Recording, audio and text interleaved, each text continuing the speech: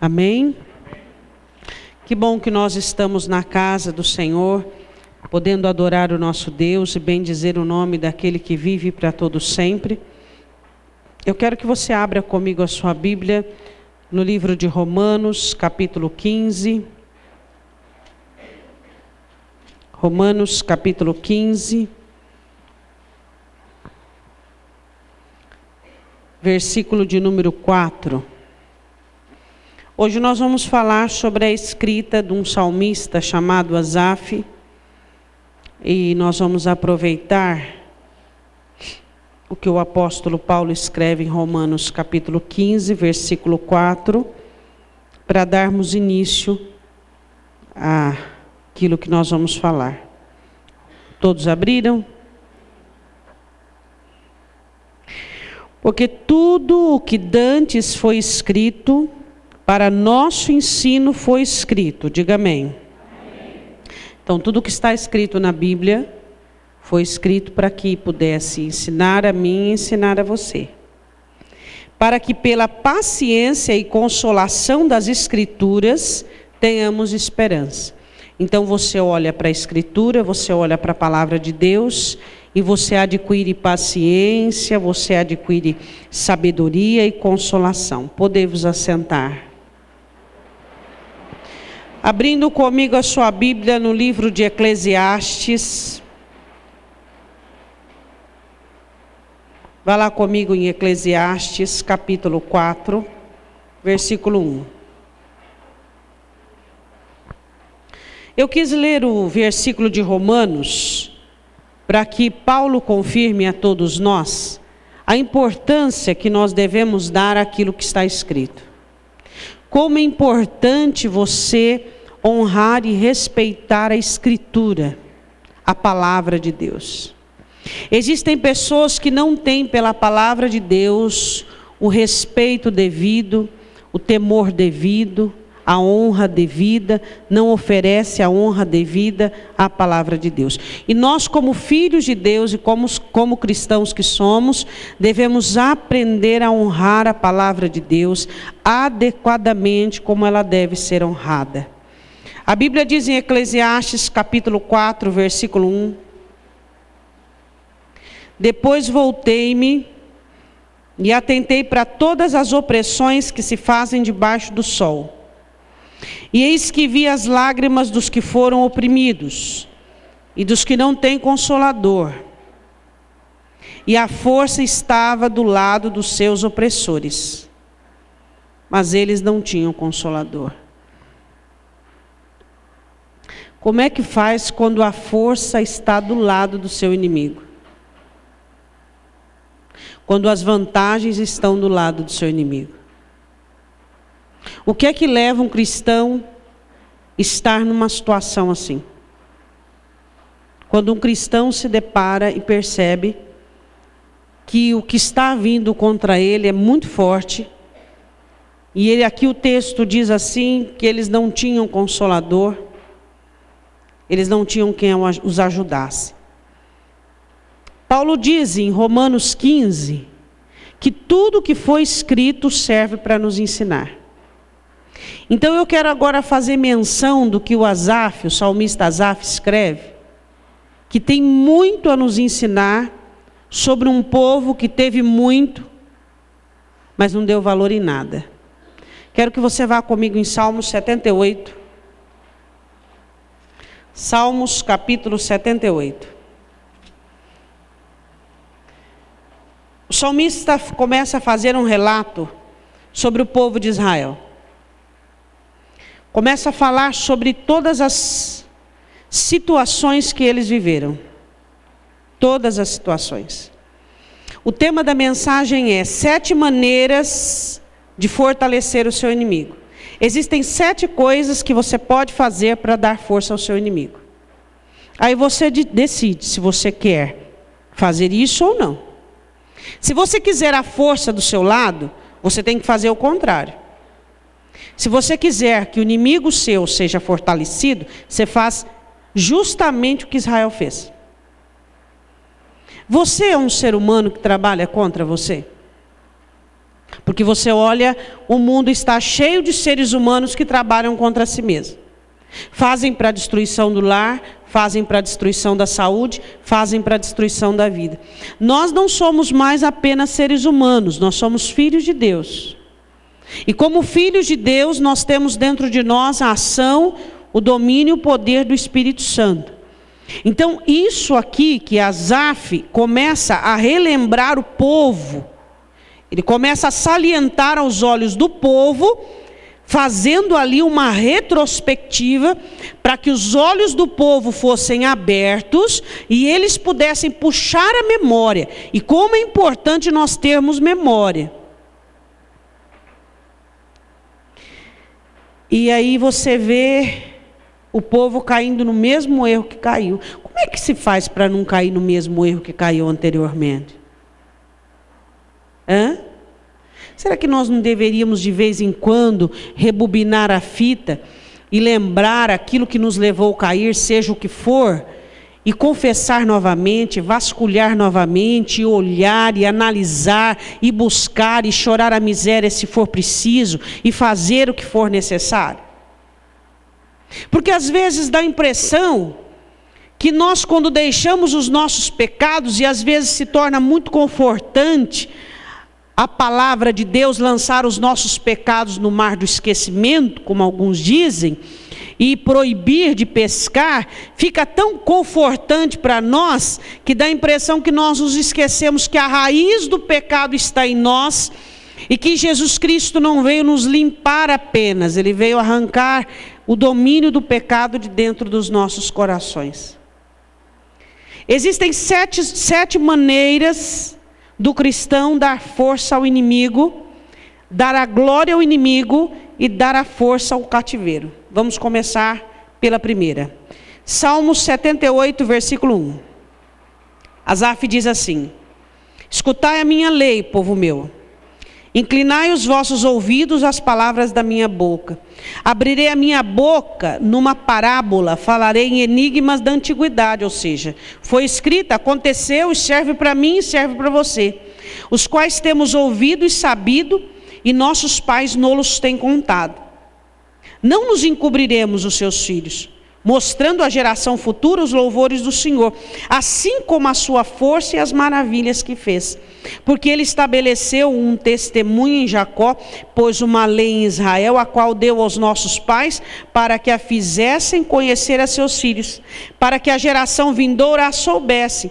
Os filhos que nascessem, os quais se levantassem e as contassem a seus filhos, para que pusessem em Deus a sua esperança, e se não esquecesse das obras de Deus, mas guardassem os seus mandamentos, e não fossem como seus pais, geração contumaz e rebelde, geração que não regeu o seu coração, cujo espírito não foi fiel a Deus. Então Asaf começa falando o seguinte: olha, toda a lei, toda a palavra, tudo o que aconteceu está escrito para que vocês não se esqueçam, para que vocês recordem, para que os filhos não cometam os erros dos pais. Isso aí tem que ser sabido, tem que ser propagado, tem que ser dito, tem que ser relembrado. E o que é que vale a pena ser lembrado? Primeiro erro de Israel: covardia. Muitas coisas em sua vida seria diferente se você não tivesse tanto medo e tanta timidez. Às vezes você olha para Deus como se Ele fosse o alvo e o responsável por transformar a sua vida do dia para a noite. E aí você se insurge em você mesmo e você começa a se isentar de responsabilidades. Se você fugir das suas guerras e das suas batalhas, seja qual for as suas fugas ou quais os motivos dela, não haverá perdão para o seu erro. Eu não digo perdão na palavra de você diante de Deus. Eu digo que as consequências virão. Todas elas virão. A maioria dos cristãos, eles lutam. Não é a sua guerra original. Não é a guerra contra Satanás. Eles lutam a guerra contra a circunstância. Você olha os crentes hoje, é tudo consertando pneu de bicicleta. E amarra aqui, e amarra ali, e amarra colar, e amarra colar. Por quê? Porque eles erram, e continuam errando, e continuam errando, e um erro vai puxando o outro. E quando eles dão por si, eles já estão atolados de erros, sem saber o que fazer. Deus tem uma batalha para nós. Deus tem uma guerra para nós. Essa guerra é legítima, essa guerra é lícita, e essa guerra vem da parte de Deus, que são as aflições diárias, que são as tentações diárias, que são as provações diárias, mas não o passado que te visita com enrosco, com embaraço, com pessimismo, com destruição. O passado não pode vir sobre a sua vida, porque você é um ser só. Ou você se dedica ao seu presente, contribuindo para o seu futuro, ou você fica desnosando coisa lá de trás. Nós precisamos chegar num ponto, numa determinação, em dizermos: eu preciso zerar geral, e eu preciso começar de novo, eu preciso me converter. Porque enquanto eu acho que eu sou crente, eu continuo fazendo besteira. Mas a partir do momento que eu entender que eu preciso aceitar Jesus como Senhor da minha vida e deixá-lo governar a minha vida, eu vou começar a acertar. Você não pode fugir de guerra e de batalha. Sua vida você não pode empurrar com a barriga, que você vai cair, tropeçar em cima daquilo que você está empurrando. Problema não se deixa para amanhã. Situação adversa não empurra com o pé. Nós precisamos aprender a resolver as situações. Não podemos achar que virá um anjo do céu e que irá numa... Às vezes você até imagina um anjo com uma varinha de condom. A saber, tem imaginação para tudo. E ele vai usar essa varinha e ele vai fazer um tic-tac na sua situação e ela vai mudar. Isso não vai acontecer. Você precisa assumir as responsabilidades concernentes de seus problemas. Por quê? Porque hoje o que é um grão, amanhã vira uma bola, amanhã depois vai virar uma rocha. É assim que funciona. Você precisa começar a aceitar riscos. Você não pode ter medo de decidir. Você não pode ter medo de sofrer. As pessoas mais sofredoras na face da terra são as que têm medo de sofrer. Jó disse: o que eu mais temia me aconteceu. Pessoas que não decidem por medo de sofrer, pessoas que não tomam partido por medo de sofrer, pessoas que não assumem suas guerras por medo de sofrer, são as sofredoras de hoje, que ficam: ai, está doendo, eu não aguento mais. Por quê? Porque elas não têm em Deus firmeza de buscar uma direção e dizer: Deus, eu vou fazer isso, isso vai gerar aquilo, e o Senhor vai pôr a mão naquilo, mas eu estou aqui, Senhor, com as minhas atitudes e com as minhas ações. O problema vem, ele não dormita, as aflições vêm, as dificuldades vêm, e você fica de braços cruzados esperando os anjos trabalharem. Não é assim que funciona. O primeiro erro de Israel, primeira coisa que você faz para dar força ao seu inimigo é ficar estático, estagnado diante de uma situação, achando que o céu vai fazer tudo. É o primeiro erro que você comete. Você não pode ser ávido, desequilibrado, insano, mas também não pode ser letárgico. Aí você diz assim: eu não posso ser uma coisa, mas não pode. Não, não pode. Não pode. Se você for letárgico, você peca e o diabo nada de braçada. Se você for precipitado, você também dá vantagem ao inimigo. Então você tem que ser dirigido. Você tem que ser dirigido por Deus. Primeiro erro que Israel cometeu: fugir da guerra e da batalha, e com isso fortalecer o inimigo. Guerras que era para você ter lutado, coisas que era para você ter vencido muito tempo atrás, hoje está enroscando sua vida, embaraçando sua vida, sendo espinho na sua ilharga. Você está atrasou a vida de gente por causa disso. Coisas que era para você ter vencido, decidido há muito tempo.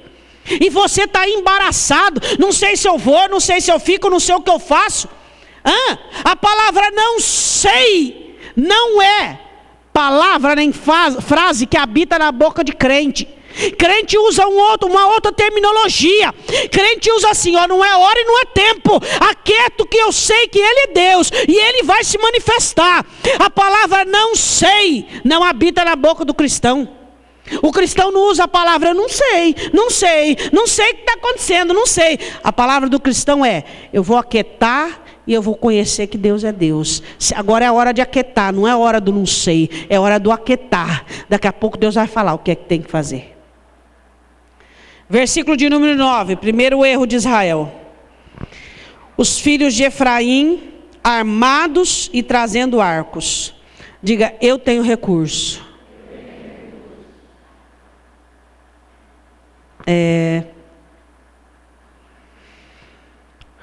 Sangue, graça, palavra, igreja, Espírito Santo, Jesus, Deus, anjo, que mais? Unção, poder, fruto, que mais? O Senhor equipou você do alto da cabeça à planta dos pés, para que você fosse um guerreiro e fosse vencedor. E aí? E aí? A Bíblia diz que o diabo fugiria dos crentes, que a igreja destruiria as portas do inferno. E é isso que você vê? Não é isso que você vê. Só você está em outra dispensação que eu não estou vendo. Não é isso que você vê.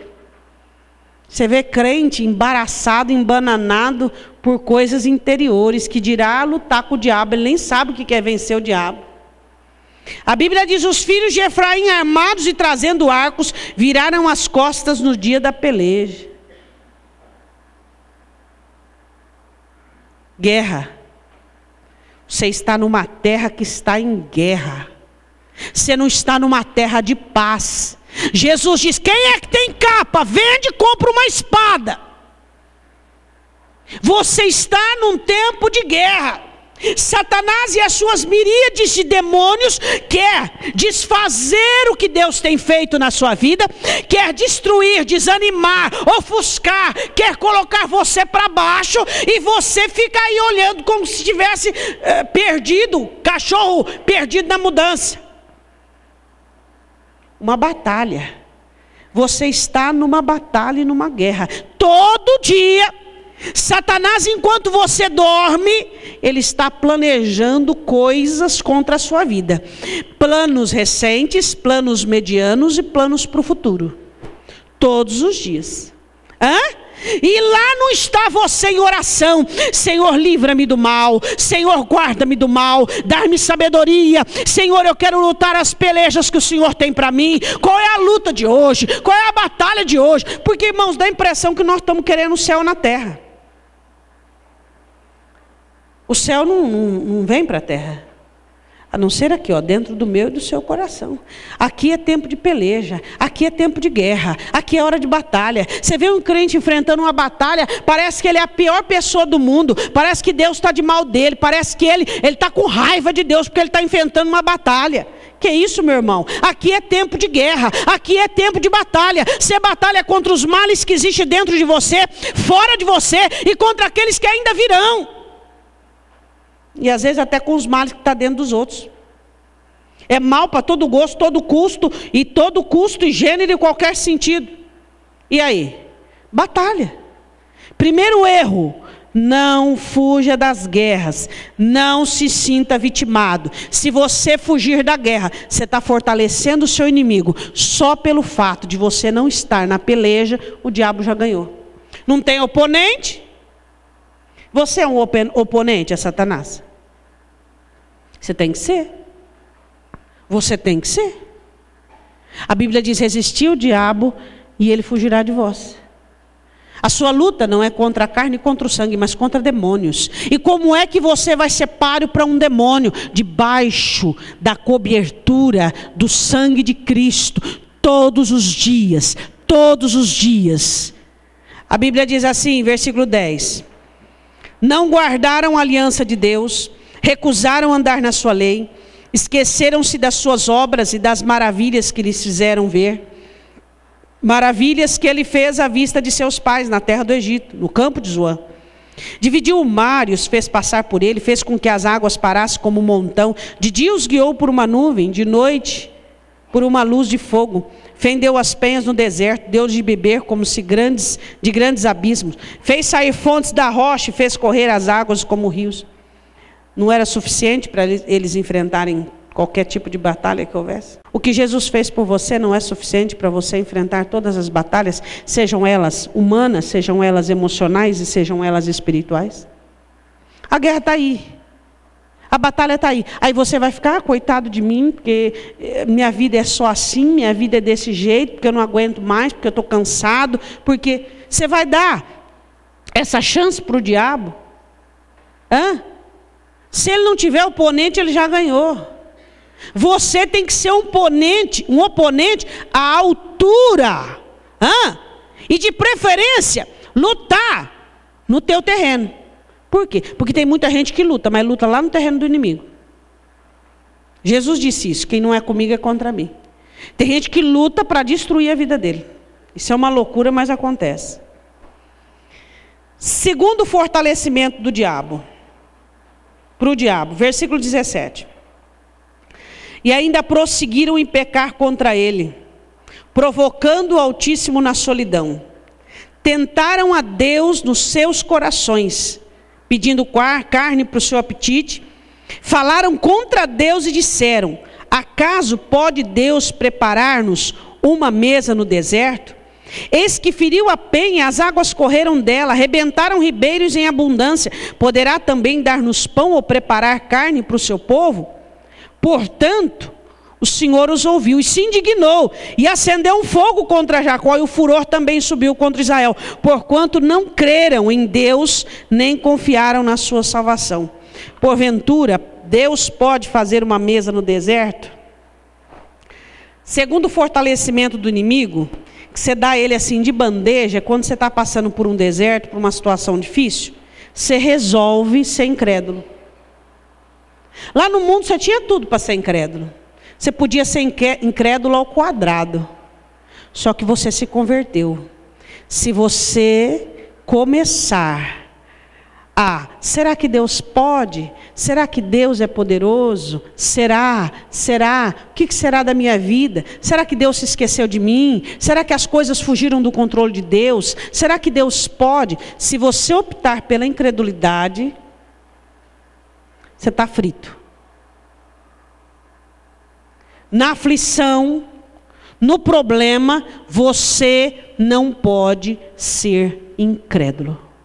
Quando é que o diabo está com a força e o povo de Deus com a fraqueza? Porque é muito tópico isso aí, dos crentes chegar e dizer assim: nós somos fortes, a força está com a gente, nós é poderoso. E aí você olha para a realidade e a realidade não diz isso. Os crentes pecando em balde, desistindo de monte. Aí você fala: pera um pouquinho, o que se fala não é o que se vive.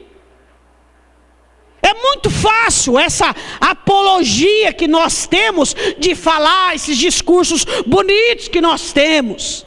Agora a questão é a realidade. Quando é que você faz o teu inimigo forte? Quando você resolve desacreditar em Deus. Quando você resolve questionar o poder de Deus, a força de Deus e aquilo que Deus é poderoso para fazer. Tentaram o Altíssimo na solidão. Tentar Deus, questionar Deus. Não, ainda tem gente que acha que pode. Tem gente que ele se sente tão louco. Não acho nem importante isso, porque eu acho que uma pessoa louca. E ele começa a querer indagar a Deus. Porque é o seguinte, Senhor, vamos sentar aqui que nós vamos ter uma conversa agora de homem para homem. E é o seguinte, eu quero saber o seguinte, o porquê. E onde já se viu? E é o seguinte, se o senhor não fizer... Não, é de rir, é igual de Jó. O cavalo ri de uma pessoa dessa. O mar debocha.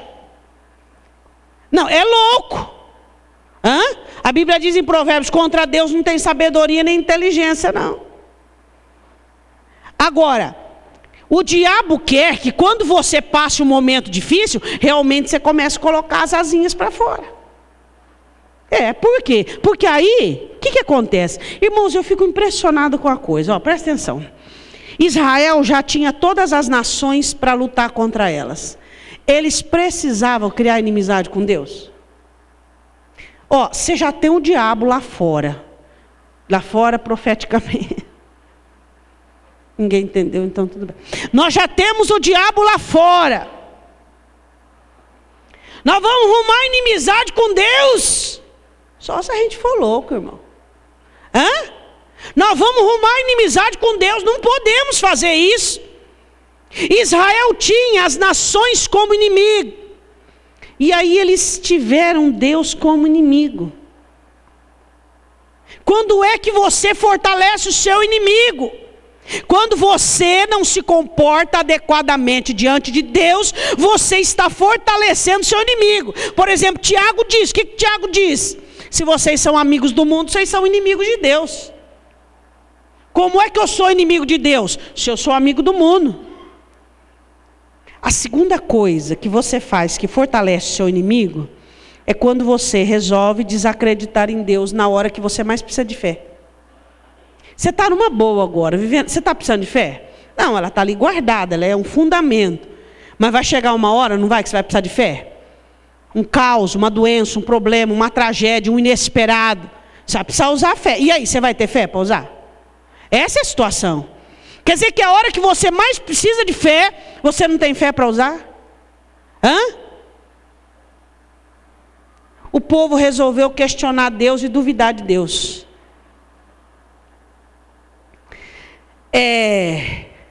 Uma pessoa que duvida, um cristão que duvida de Deus, eu acho que ele não deve estar em sã consciência. Se você respira é por causa dele. Se por um acaso você acordar amanhã, eu não sei se eu vou acordar, nem que se você vai acordar, você não tem certeza disso. É por causa dele. Se você tem uma boa noite de sono, é por causa dele. Se o seu coração bate, é por causa dele. É por causa dele. Você não garante se você vai estar vivo. Esse dia o pastor estava falando de um jogador que tinha boa saúde física, foi treinar, pum, morreu. Ainda ele riu, e os gordos estão vivendo. Mas estou fazendo apologia à gordura, não é nada disso. A questão é, eu não sei, você não sabe, ninguém sabe. Você sabe a sua hora? Eu não sei a minha. Agora o importante é que a passagem está comprada. Tua passagem está comprada? A passagem tem que estar comprada, uma hora ou outra. A sua pode ser primeira que a minha pode ser primeira que a sua, mas a passagem tem que estar na mão. Isso é importante. Agora, enquanto você está aqui, você tem que ter fé. Enquanto você está aqui, você tem que crer. Se você fizer charminho, entrar em crise, quem vai gostar disso é o diabo. Sabe aquelas crises que você entra? Tipo assim, eu acho que Deus me ama e eu vou dar uma esfriada na fé. O diabo fala, isso mesmo, é isso que eu queria, é isso que eu estava esperando. Quando você toma esse tipo de partido, você está fazendo contra você. Primeira coisa que você faz para fortalecer o diabo é fugir das suas lutas. Segunda coisa, não ter fé em Deus. Usar a incredulidade. Vamos lá, terceira coisa. Versículo de número 26. Fez soprar o vento do oriente nos céus, e o trouxe do sul com a sua força. Choveu sobre eles carne como pó, e aves de asas como areia do mar. E as fez cair no meio do seu arraial ao redor, lembra das codornizes? Ao redor de suas habitações. Então comeram e se fartaram bem, pois lhes cumpriu o seu desejo. Não refrearam o seu apetite, ainda lhes estava a comida na boca, quando a ira de Deus desceu sobre eles e matou os mais robustos deles. Nenhuma guerra que Israel teve, não, isso é demais, isso é o máximo, acho o máximo isso. Nenhuma guerra que Israel teve morreu os valentes, como morreu aqui. As piores guerras de Israel, a maior perca de homens não foi com o inimigo. Eles perderam para eles mesmos. Nenhuma peleja, nenhuma luta com nenhum cananeu, perizeu, nada de se estranha aí. Não perdeu homens quando eles lutavam e perdiam para si mesmo. Os mais robustos deles e feriu os escolhidos de Israel. Nunca aconteceu isso numa guerra, numa peleja contra a nação. Isso significa que quando você luta ali contra Satanás, luta contra as trevas, meu irmão, nem um fio de cabelo se perde. Mas quando você começa a agir mal, aí você começa a perder, fortalecendo o seu inimigo, porque você está deixando de fazer aquilo que você tem que fazer, perdendo diante de Deus. Consequentemente, o inimigo está ganhando sem fazer nada. O diabo gosta de ganhar sem trabalhar. Sabe qual é a terceira coisa que fortalece seu inimigo? Versículo 29. Diga comigo, desejo. Eu já expliquei para vocês várias vezes a diferença de desejo e necessidade. 70% das coisas que você deseja não são necessárias. As coisas que você mais deseja não te são necessárias. Porque toda a sua necessidade, Deus te dá. Deus supre toda a sua necessidade, porque é a palavra dele. Cuidado com os seus desejos. Cuidado com os seus desejos. Eles podem comprometer sua vida. Eles podem destruir sua vida. Analisa o seu querer diariamente. Quando você quer uma coisa, observa, analisa, faz o seu querer passar pelos testes. É para a glória de Deus, é para o meu bem, bem mesmo. Não é porque aquilo que eu quero, é para bem, para eu crescer espiritualmente, para edificar a minha vida, é para bênção na vida de alguém, então é bom. É para a glória de Deus? Não, então não é bom. Terceira coisa que faz com que seu inimigo ganhe de lavada é o seu desejo, o seu querer, o que você quer. E você já viu que tem gente que quer 24 horas ele quer? Tem gente que vive, ele nunca tem uma sensação. Vou falar de sensação, não vou falar de virtude, porque para nós chegarmos a essa virtude demora muito. A sensação de contentamento. Porque o contentamento tem que ser uma virtude. Tem que ser algo perene, algo que domina. Mas nós não vamos nem ambicionar o contentamento como uma virtude constante. Nós vamos falar a sensação, que o crente gosta de ter sensação. Sabe aquela sensação de contentamento? Oh meu Deus, que bênção, eu estou contente, ontem eu fiquei contente, hoje fiquei contente, eu tenho água para tomar banho, eu tenho água para beber. Ah, pastor, isso aí eu tenho mesmo. Por que às vezes nós só damos valor naquilo que nós não temos? Já parou isso aí? Tem gente que só dá valor no que não tem. E quando o contentamento toma conta do teu coração, você não fica aí atrás de desejo, não. Desejo, agora eu quero isso, eu quero aquilo outro, eu quero. As orações dele é tudo voltada para o desejo. Eu quero. A necessidade qual é? Que eu me edifique, que eu salve a minha alma em Cristo Jesus, que eu salve a minha alma dos embaraços, das situações, que eu vele, que eu vigie, que eu ore, que eu lute, que eu batalhe. Eles tinham água e o pão, mas não era suficiente, eles queriam a carne. Que brote a tavar, o sepulcro do desejo. O seu desejo pode dar uma vantagem quilométrica ao seu inimigo. Cuidado com o que você deseja, você pode conquistar. E aí? Cuidado com o seu desejo. Deus pode resolver te dar. E aí? E na hora que você estiver se fartando, esquecendo de Deus e se fastiando daquilo, Deus pode olhar e dizer assim: como ele disse, na indignação matou. A carne nos dentes matou tudo, de peste. Cuidado com o seu desejo. O que a palavra está querendo nos mostrar, que nós somos feridos, não porque batalhamos contra Satanás, que nós muitas vezes enfrentamos as perdas, e às vezes somos perdedores, não é porque enfrentamos o diabo, mas porque perdemos para nós mesmos. Porque nos afundamos. Primeiro, quando negligenciamos as guerras e as batalhas. Segundo, quando nos damos à incredulidade no momento em que mais precisamos de fé. Terceiro, qual que é? Quando nós resolvemos ceder aos nossos desejos, às nossas vontades. Cuidado com o que você quer, você pode conseguir. E pode ser a destruição da sua vida. Cuidado com o que você quer, meu irmão. Cuidado com o que você insiste, cuidado com o que você busca. Garanta primeiro se é o que Deus quer para a sua vida. Garanta primeiro se é o que Deus aprova para a sua vida. Muito cuidado com o seu querer. Muito cuidado com o que você busca.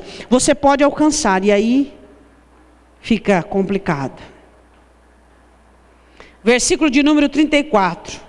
Quarta coisa que fortalece o seu inimigo. Quando os matava, então o procuravam. Medo, né? E voltavam de madrugada, ficavam crente, mas ficava crente, mas ficava crente. Já viu um crente ficar crente? Eu já vi um crente ficar crente, pastor. Uma palavra, um discipulado. Não, um câncer faz o crente ficar crente. A palavra não faz, não. O crente fica crente, não. O câncer tem mais poder que a palavra. Sabia disso? Olha, o crente fica com câncer, ele vira crente, mas vira um crente, mas um crente que dá gosto. Aí o câncer vai embora, o crente também vai embora. Aí o crente vai embora também. Aí fica de câncer em câncer. Não, não pode, né, irmão? Ou então de problema em problema, ou então de vale em vale, ou então de deserto em deserto. Quando Deus matava eles ficavam tudo com medo, assustados, e eles viravam crente, ficavam tudo convertido. Aí a Bíblia diz assim, buscavam a Deus de madrugada, orar. Você quer ver um crente orar de madrugada? Só ele está com um problema, ele ora de madrugada, ele jejua, ele busca, e o irmão pode xingar ele não fala, o Senhor te abençoe, vai em paz, irmão. O irmão pode bater na cara dele, ele dá outra cara, dá outra face, não tem problema. Ele diz o mandamento. Olha, mas fica até bonito, irmão. Fica bonito se ver, você fala, Jesus, coisa linda. Ele dá outra face. Caminha uma milha, ele caminha a segunda milha. Ele diz, eu vou para a cruz. É para a cruz que eu quero, ele fica crente. Porque a coisa apertou para o lado dele. Porque a coisa pegou. Aí ele é igualzinho Israel. Versículo 35, e se lembravam de que Deus era a sua rocha. Aí lembrava, quando a coisa pegava, lembra que Deus, o Deus Altíssimo, o seu Redentor. Olha, até Israel, então não é só a igreja, né? Versículo 36, todavia, só que Deus conhece o coração. Lisonjeavam-no com a boca e com a língua lhe mentiam. Haviam duas situações assim. Seu coração não era reto para com ele, nem foram fiéis à sua aliança.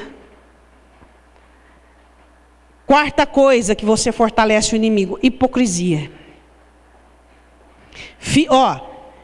Sexta-feira eu disse isso, que a pior coisa que um cristão faz é enganar ele. Porque ele não engana Deus, não o diabo. Ele engana ele mesmo.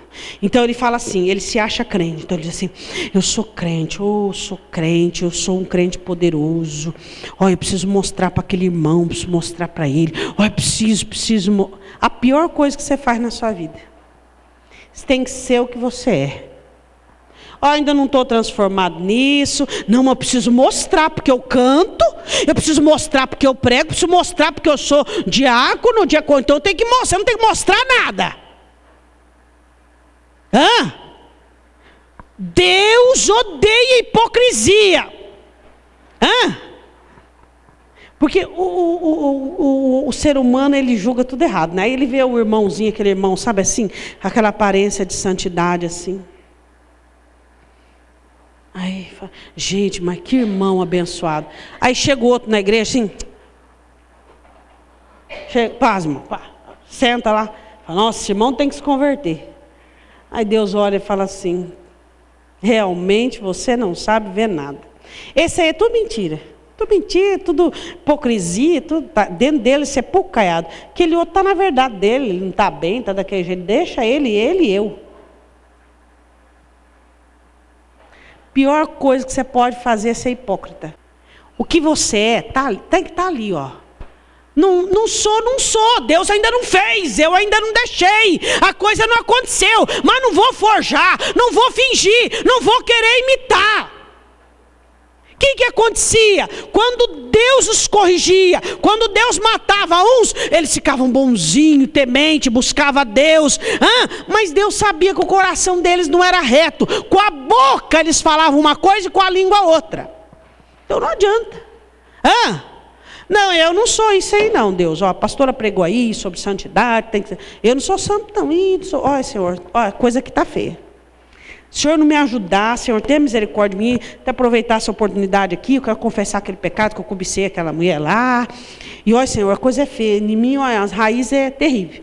Senhor, em nome de Jesus, me ajuda, me liberta, porque eu quero ir para o céu, eu não quero alimentar isso aí. Sinceridade. Agora aí fica assim, ó, oh, aleluia, oh, aleluia. Pelo amor, quem que você quer enganar? Não engana anjo, não engana Deus, não engana diabo, quem que está enganando? Qual é a vantagem disso? Nenhuma. É preferível um pecador sincero do que um santo mentiroso. Pecador sincero, ele chega para Deus e fala: ó, Senhor, a coisa aqui está ruim, o negócio aqui está ruim, eu preciso que o Senhor me ajude. Aí o santo mentiroso, que é santo coisa nenhuma. Que é isso, né, irmãos? A veracidade, a verdade é o que Deus quer. Você tem que prestar seu culto com a sua verdade. Nós não estamos aqui porque somos perfeitos, porque somos totalmente. Não, nós estamos aqui porque queremos acertar. Agora, diante de Deus, pregarmos uma mentira. Espera um pouquinho. Eles faziam uso de falsidade. E quando você é falso, o inimigo bate palma. Isso mesmo, Deus não gosta de hipócrita. Isso mesmo, enquanto você é falso, eu continuo te engodando, te enganando. Quando você der por conta, você já está apostatando da fé. E aí você fala: meu Deus, eu não era crente, não sabia. Porque quando você não é crente e sabe, você tem oportunidade. Agora, quando você não é crente e acha que é crente, aí você está numa situação complicada. Aí o mal vem de repente, aí não dá tempo. Quarta coisa que você faz que fortalece o seu inimigo: mentir para Deus. Fingir uma coisa que você não é. Não finja. Você é endeirado, é nervoso. Não queira dar uma de santarrão. Não, fala: Senhor, estou noleiro, muda. Claro que eu não estou fazendo apologia para comodidade, não é isso. Estou dizendo assim: não minta. Não minta, seja sincero, seja autêntico, não finja nada, porque senão a sua destruição virá tão de repente, que a hora que você vir, já foi. Quinta coisa que fortalece o inimigo, vamos lá. Versículo 40. Quantas vezes o provocaram no deserto e o entristeceram na solidão. Voltaram atrás e tentaram Deus e limitaram o Santo de Israel. Não se lembraram da sua mão, nem do dia em que os livrou do adversário. Quinta coisa, limitar Deus. Como é que você limita Deus? Não, Deus, isso aqui não é para o Senhor não, isso aqui é para mim, deixa que eu faço. Não, Senhor, não, isso aqui eu sei fazer, o Senhor me ensinou muito bem e eu sou capaz de fazer e eu faço. Quando os cristãos limitam Deus, quando eles querem tomar o lugar de Deus, deixam a mão de Deus de lado e começam a fazer as coisas com as próprias mãos.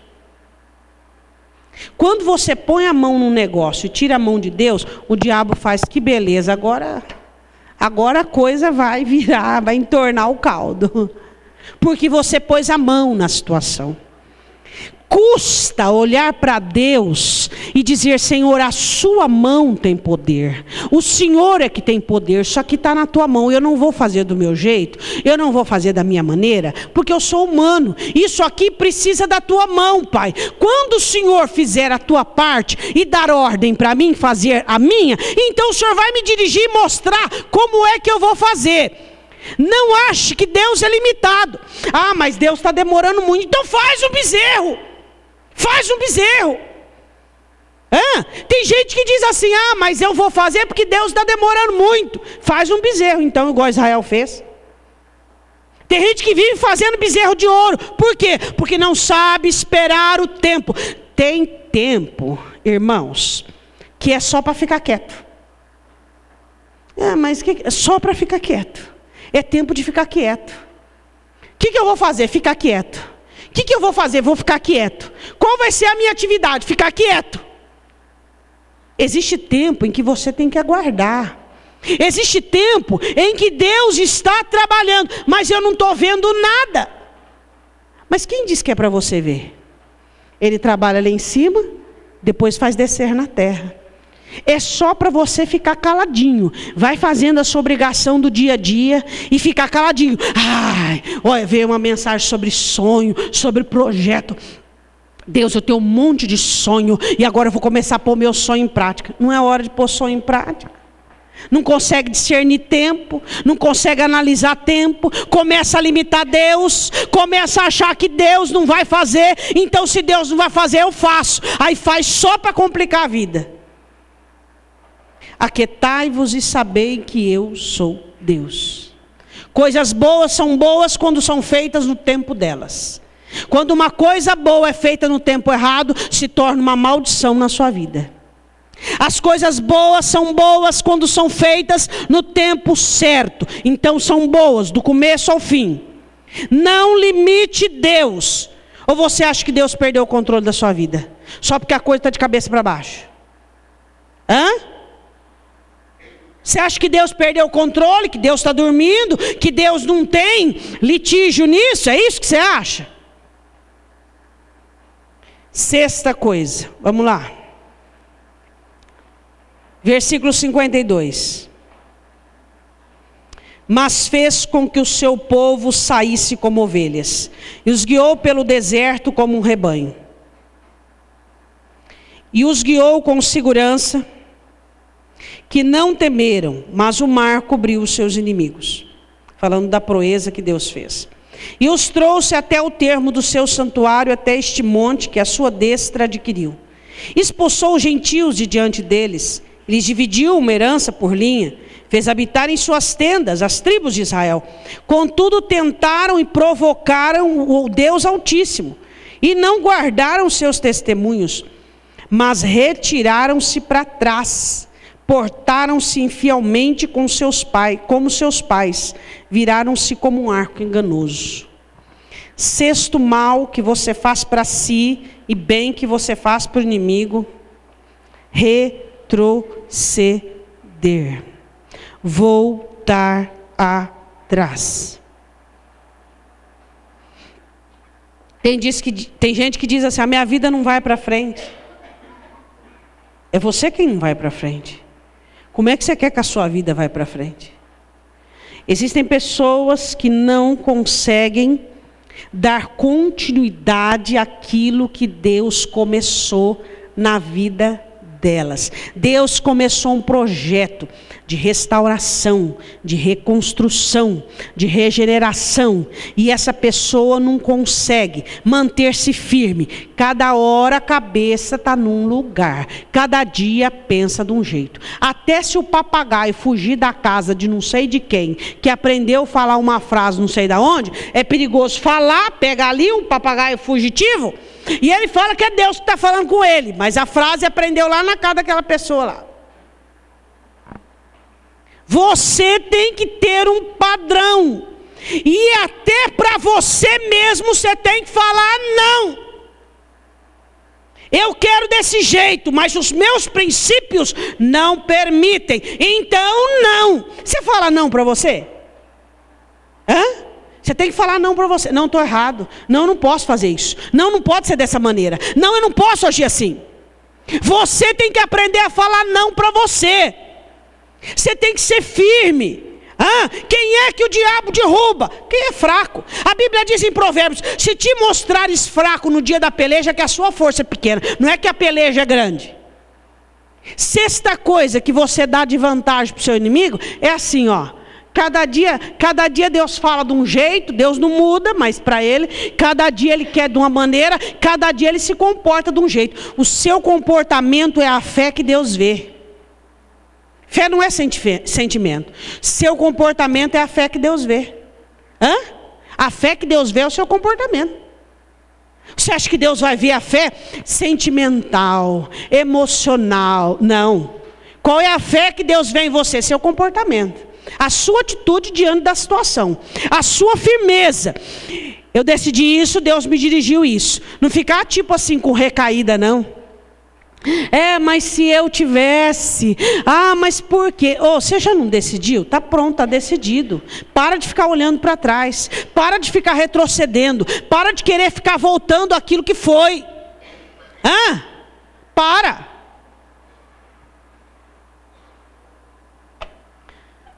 O seu passado, aquilo que você deixou para trás, você tem que dar descarga nele. Acabou. Você tomou atitude, tomou decisão, não fica com dó não, dá descarga. Não presta, não serve para nada, já foi. Não fica com o coração partido igual criança, está indo parte de mim, tchau. Já foi, esquece. Já foi, acabou, não tem mais. Agora é você e Deus e seu futuro. Não fica com esse negócio de querendo voltar, pensando dubiamente. Uma hora pensa uma coisa, outra hora... Meu irmão, se você fizer isso, você não precisa do diabo. Não precisa do diabo. Porque você mesmo está se acabando. Você está fortalecendo o seu inimigo. De que maneira?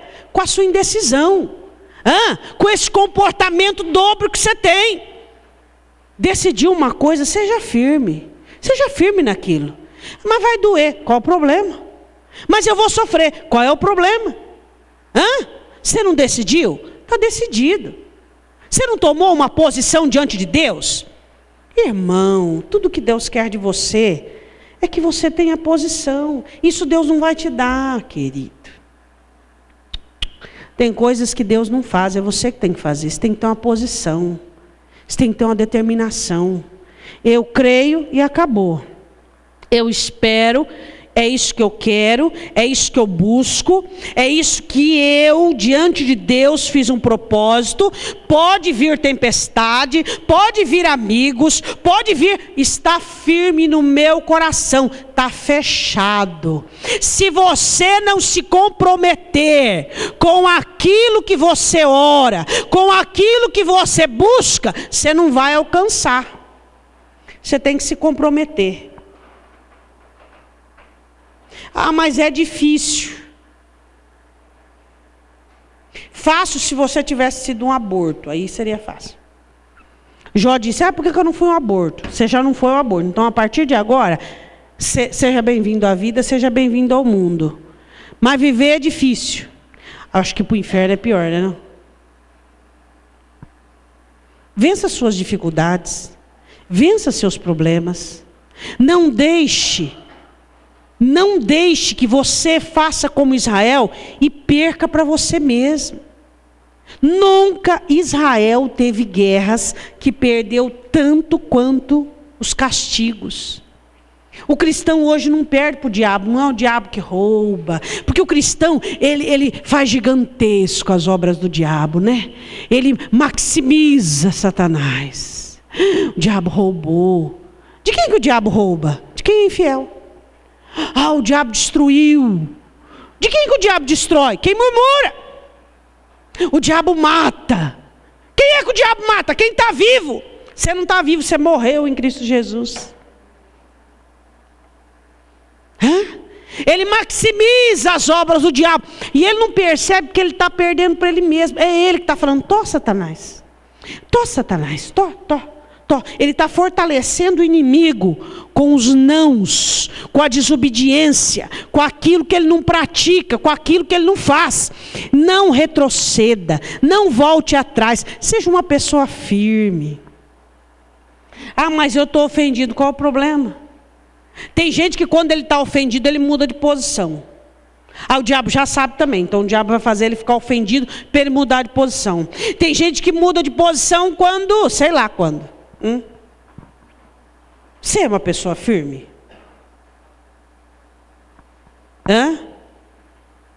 Uma pessoa firme? Você não é a melhor pessoa para responder isso. A pessoa que convive com você é que pode responder isso aí.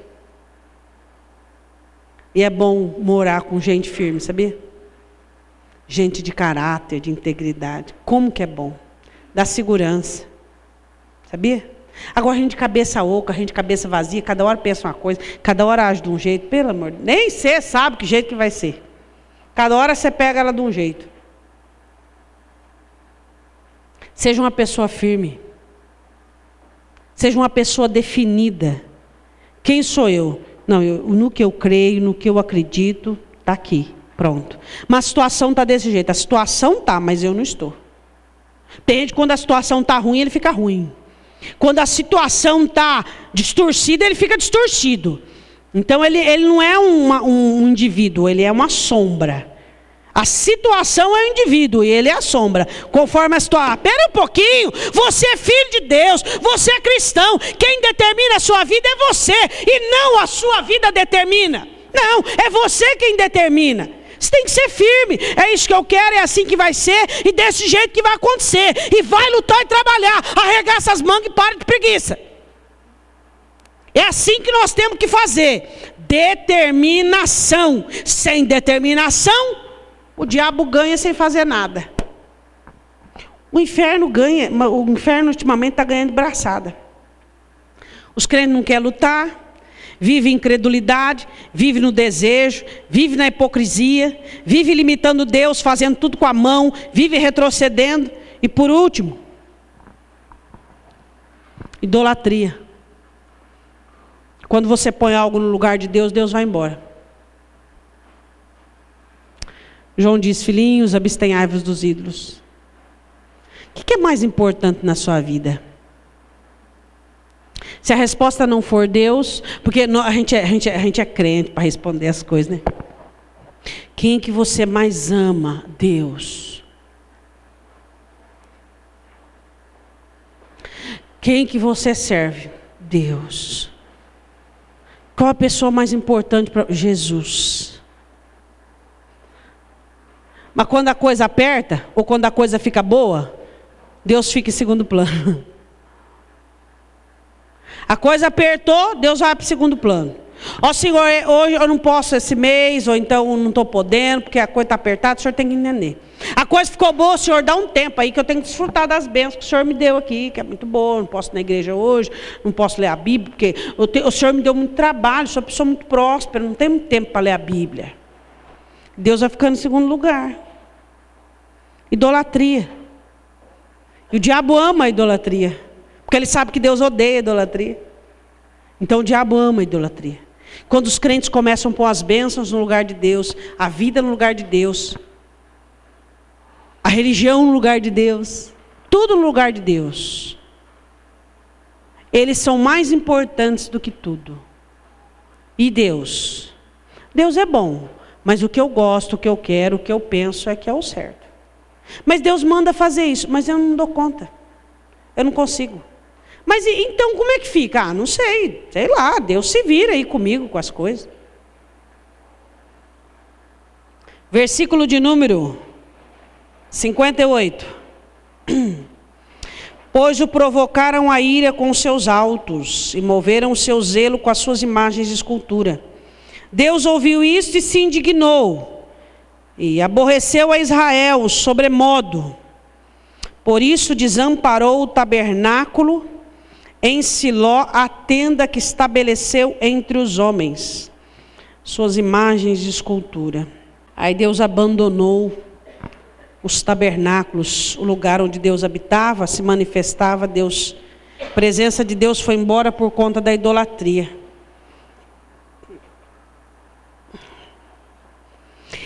Você sabe uma maneira de você analisar a idolatria? Assim, ó. Quando você se converteu, você estava numa situação muito pior. Se você acha que a tua ruim está agora, é só olhar um pouquinho lá atrás. Lá naquela época, você era mais crente que agora, ou agora você é mais crente do que antes? Se você, quando se converteu, que você estava na rua da amargura,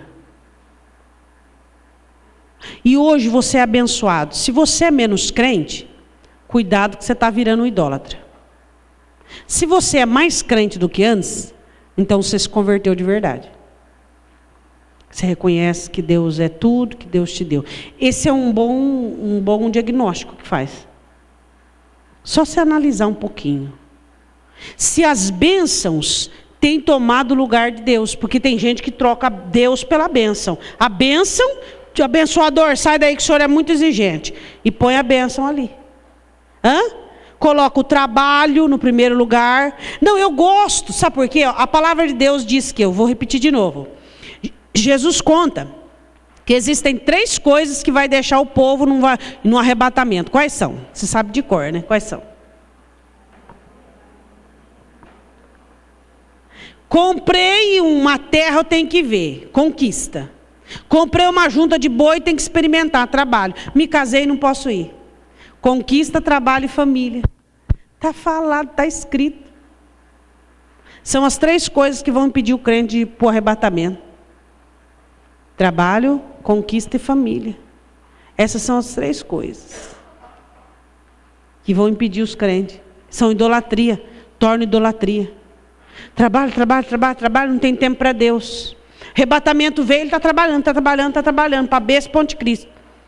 Tudo minha família, tudo é minha família. Deus, eu só vou te amar se minha família estiver bem. Deus, eu só vou te servir, é minha família, minha família. Hoje falei que os inimigos da tua casa, do teu inimigo serão da tua casa. Não quero saber disso aí não, é minha família. Ou então outro ai Senhor, eu comprei isso, comprei aquilo, ó, estou comprado, ó. Tá mesmo, o diabo te comprou. Tem gente que comprou tanto, adquiriu tanto que o diabo comprou ele também. Ele não percebeu? E o preço dele foi as aquisições dele. Ele acha que ele é o que ele tem. Se morrer agora, até a tua roupa do corpo, a terra vai comer. Você vai precisar das vestes brancas. Você não vai levar nada. Paulo diz, nada trouxemos deste mundo. E é claro que nada vamos levar. Nós não vamos levar nada daqui. Idolatria. É o 7º mal que você faz para a sua vida. Israel cometeu e a igreja está cometendo o mesmo erro. Não? Tá, olha lá. Ó. Covardia, não luta, não guerreia contra a carne, contra o diabo, contra o mundo. Incredulidade, vive abandonando a fé. Desejo, vive cedendo ao desejo. Mas eu quero. Hipocrisia, é uma coisa, depois é outra. Limita a Deus, faz tudo com a própria mão. Vive retrocedendo. E por último, a idolatria. Agora, só para fechar com chave de ouro, versículo 61. Lê e caia da cadeira.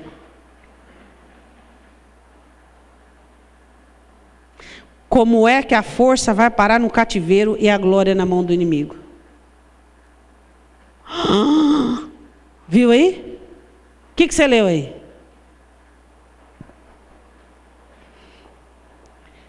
Lemos no começo, Romanos 15, que Paulo diz que as coisas foram escritas, foram para nos ensinar. Asaf começa dizendo, cuidado com o que está escrito, que é para nos ensinar. Você leu lá em Eclesiastes 4:1, que viu os homens sofrendo, os oprimidos, que a força estava do lado do seu inimigo. E o 61, o Senhor deu a força para o cativeiro e a glória para o inimigo.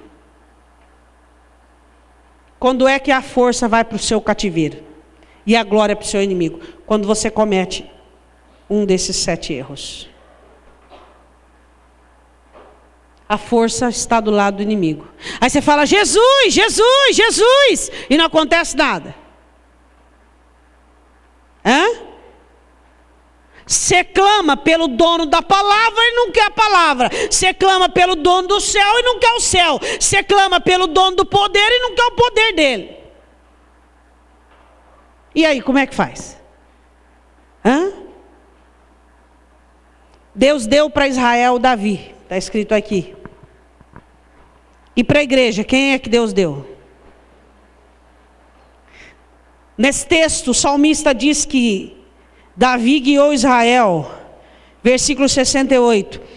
Antes elegeu a tribo de Judá, o monte Sião que ele amava, edificou o seu santuário como altos palácios, como a terra que fundou para sempre. Também elegeu Davi seu servo e o tirou dos apriscos das ovelhas, tirou do cuidado das que se acharam prenhes para apacentar a Jacó seu povo e a Israel sua herança. Assim os apacentou segundo a integridade do seu coração e os guiou pela perícia de suas mãos. Se Israel teve Davi que os colocou na linha durante um tempo, quem que a igreja ganhou para colocar na linha? Jesus é mais ou não é mais que Davi? É ou não é? Infinitamente mais. Davi conseguiu colocar Israel na linha por um tempo. Jesus tem conseguido te pôr na linha? Fazendo com que você guerreie suas guerras, fazendo com que você creia em Deus na hora da aflição, fazendo que você busque necessidades e não desejos, fazendo que você seja sincero na sua oração. Ó Deus, a coisa aqui está feia mesmo. Deixando Deus controlar as coisas e não fazendo as coisas da sua maneira, ficando firme e definido e amando a Deus acima de todas as coisas. Jesus te põe na linha. Jesus te põe no caminho. Tudo que Deus quer é que você não dê vantagem para o seu inimigo.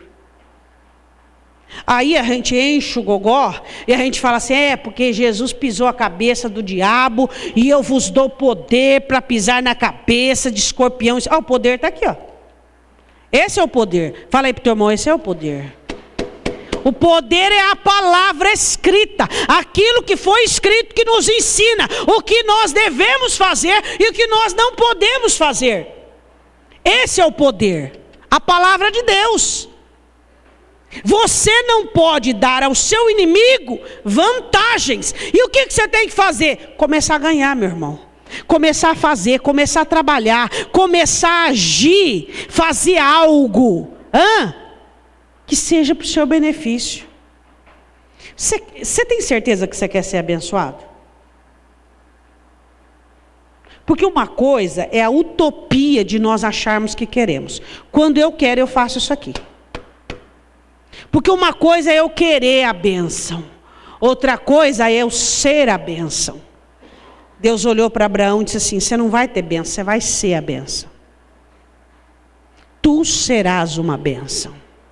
Seja uma bênção para você, pratique a palavra, olha para essa palavra aqui e diga, Deus, eu vou seguir a risca, eu vou batalhar, eu vou lutar e eu vou fazer de tudo, Senhor, para chegar nesses 7 pontos, porque eu não quero que a força esteja para o cativeiro e nem a glória para o inimigo. Eu quero que a força e o teu poder estejam em mim e a glória do Senhor esteja na minha vida. É isso que você tem que buscar. Está tudo certo. Está tudo correto. Deus trabalhou para que tudo estivesse certo. Nós só temos que dar continuidade.